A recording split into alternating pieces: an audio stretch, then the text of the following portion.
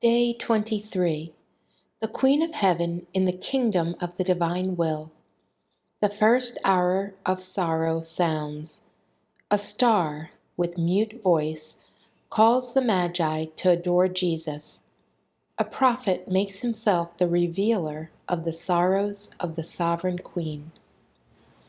The soul to her Queen Mamma.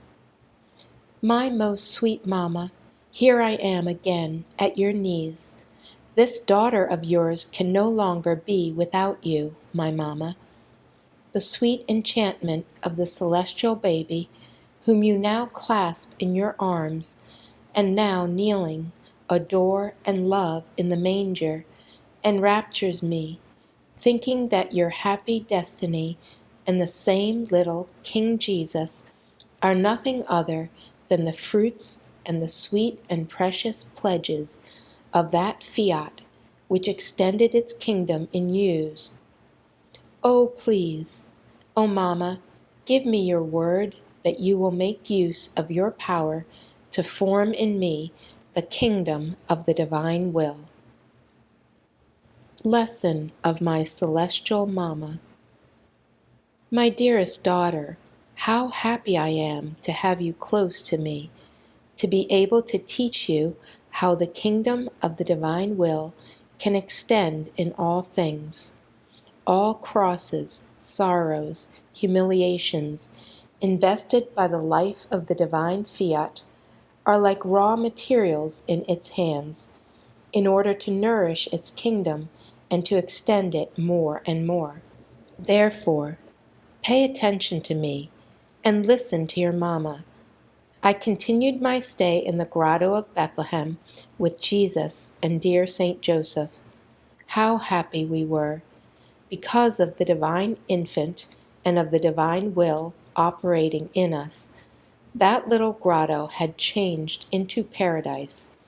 It is true that pains and tears were not lacking, but compared to the immense seas of joy, of happiness, of light, which the divine fiat made arise in each of our acts, they were just little drops plunged into these seas.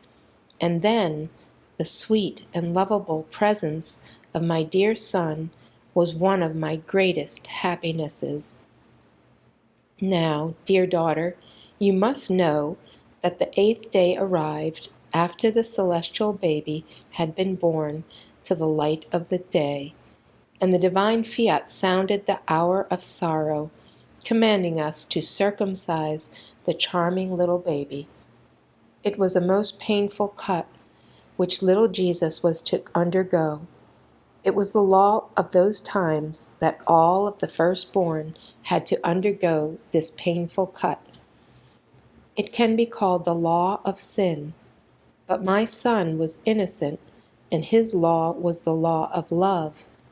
But in spite of this, because he came to find not the man-king, but the man degraded, in order to make himself his brother and to elevate him, he wanted to lower himself, and he submitted himself to the law. My daughter, Saint Joseph and I felt a shiver of pain, but intrepid and without hesitating, we called the minister, and we had him circumcised with a most painful cut. At the bitter pain, baby Jesus cried and flung himself into my arms, asking for my help. Saint Joseph and I mixed our tears with his.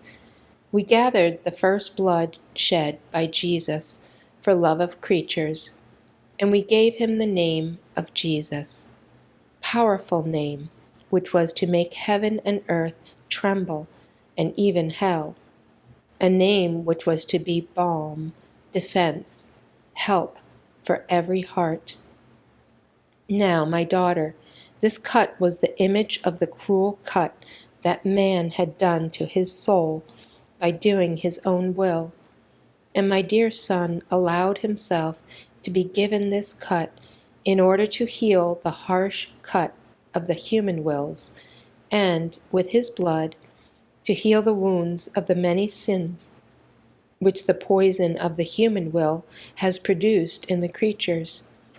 So each act of human will is a cut that is given and a wound that opens, and the celestial baby, with his painful cut, prepared the remedy for all the human wounds. Now, my daughter, another surprise. A new star shines under the vault of the heavens, and with its light it goes in search of adorers to lead them to recognize and adore baby Jesus. Three individuals, each distant from the other, are struck by it and invested by supreme light. They follow the star, which leads them to the grotto of Bethlehem, to the feet of baby Jesus. What was not the astonishment of these magi kings in recognizing in that divine infant the King of heaven and earth, he who had come to love and save all? In fact, in the act in which the Magi were adoring him, enraptured by that celestial beauty, the newborn baby made his divinity shine forth from his little humanity, and the grotto changed into paradise, so much so that they were no longer able to detach themselves from the feet of the divine infant, not until he again withdrew the light of the divinity within his humanity. And I, exercising the office of mother, spoke at length of the descent of the Word, and fortified them in faith, hope, and charity, symbolized by their gifts offered to Jesus, and full of joy, they withdrew into their regions to be the first propagators. My dear daughter, do not move from my side. Follow me everywhere. 40 days from the birth of little King Jesus are about to sound when the divine fiat calls us to the temple in order to fulfill the law of the presentation of my son. So we went to the temple. It was the first time that we went out together with my sweet baby. A vein of sorrow opened in my heart. I was going to offer him as victim for the salvation of all. We entered the temple, and first we adored the divine majesty. Then we called the priest, and having placed him in his arms, I made the offering of the celestial baby to the eternal Father, offering him in sacrifice for the salvation of all. The priest was Simeon, and as I placed him in his arms, he recognized that he was the divine Word, and exalted with immense joy. And after the offering, assuming the attitude of prophet, he prophesied all my sorrows. Oh, how the supreme fiat sounded over my maternal heart, thoroughly, with vibrating sound, the mournful tragedy of all the pains of my baby son. But what pierced me the most were the words that the holy prophet spoke to me. This dear baby will be the salvation and the ruin of many, and will be the target of contradictions. If the divine will had not sustained me, I would have died instantly of pure pain. But it gave me life, and used it to form in me the kingdom of sorrows, within the kingdom of its very will.